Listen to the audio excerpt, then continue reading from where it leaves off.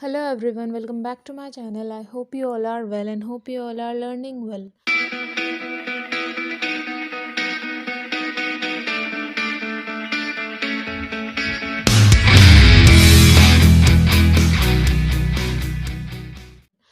आज का ये वीडियो हमारे जो सीरीज़ चल रही है बाल विकास की अवस्थाओं की, उस पे दूसरा वीडियो है, सेकंड क्लास है।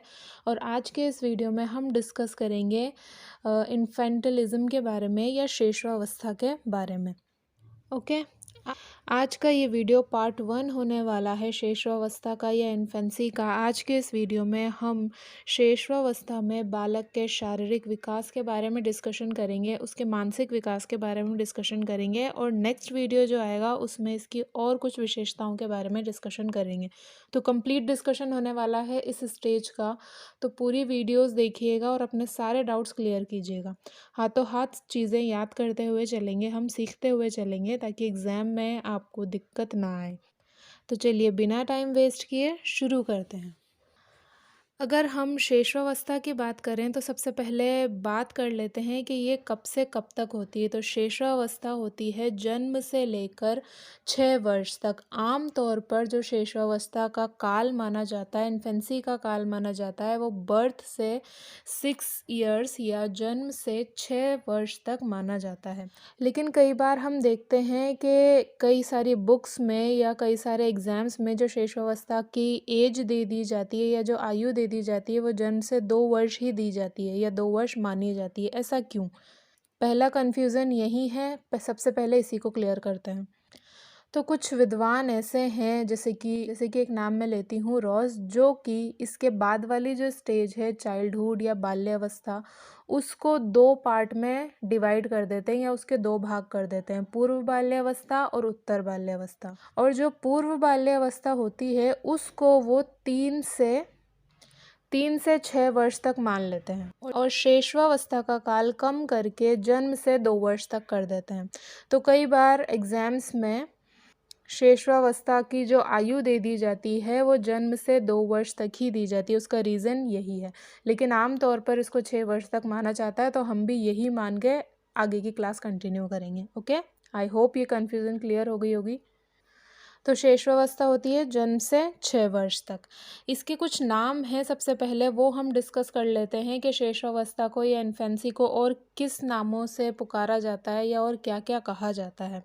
तो इसकी विशेषताओं के आधार पर, इसके कैरेक्टरिस्टिक्स के आधार पर इसको और कई नाम दिए गए हैं जो कि एग्ज़ाम्स में पूछ लिए जाते हैं, वो हम एक बार देख लेते हैं।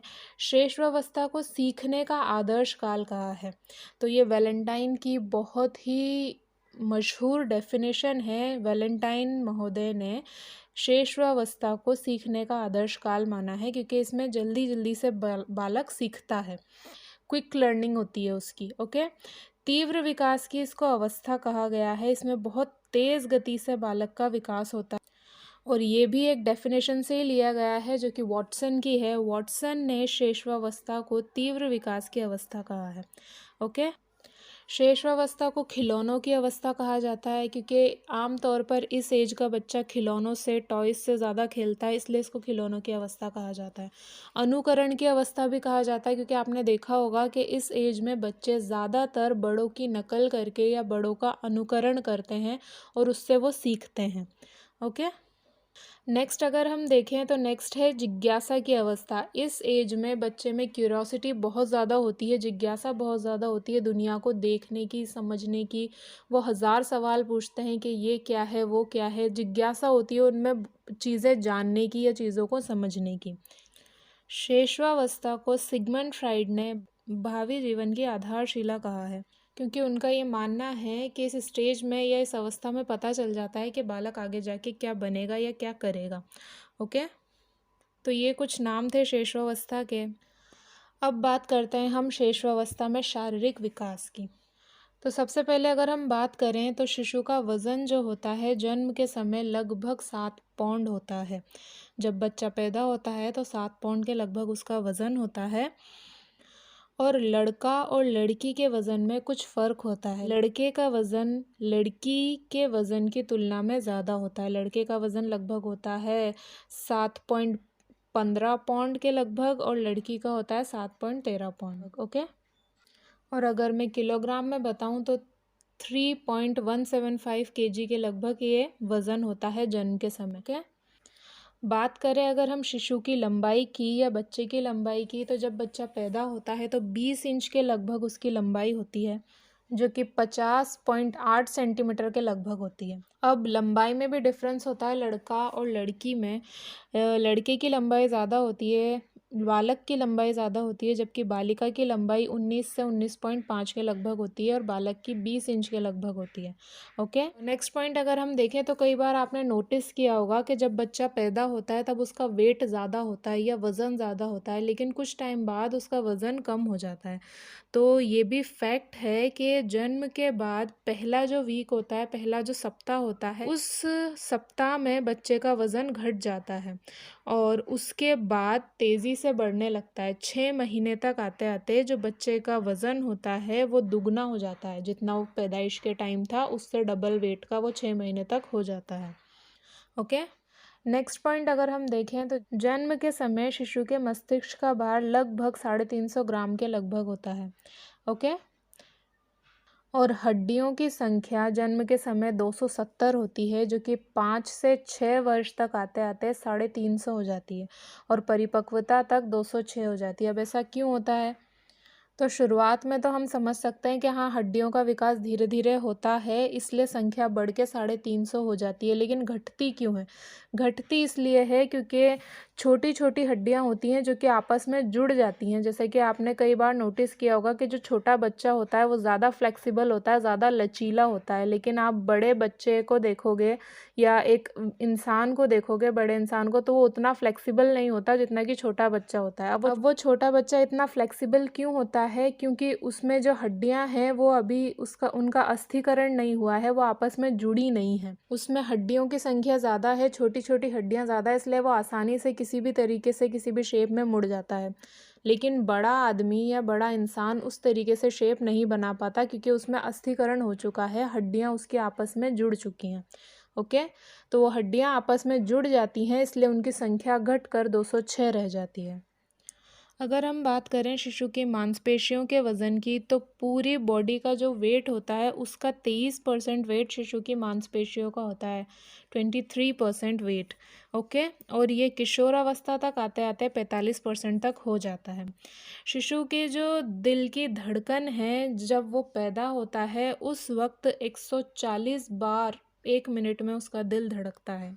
140 प्रति मिनट उसके दिल की धड़कन होती है, जो कि थोड़े टाइम बाद स्टेबल होकर 120 तक पहुंच जाती है और परिपक्वता आते आते 72 बार हो जाती है, 72 बार पर मिनट, प्रति मिनट।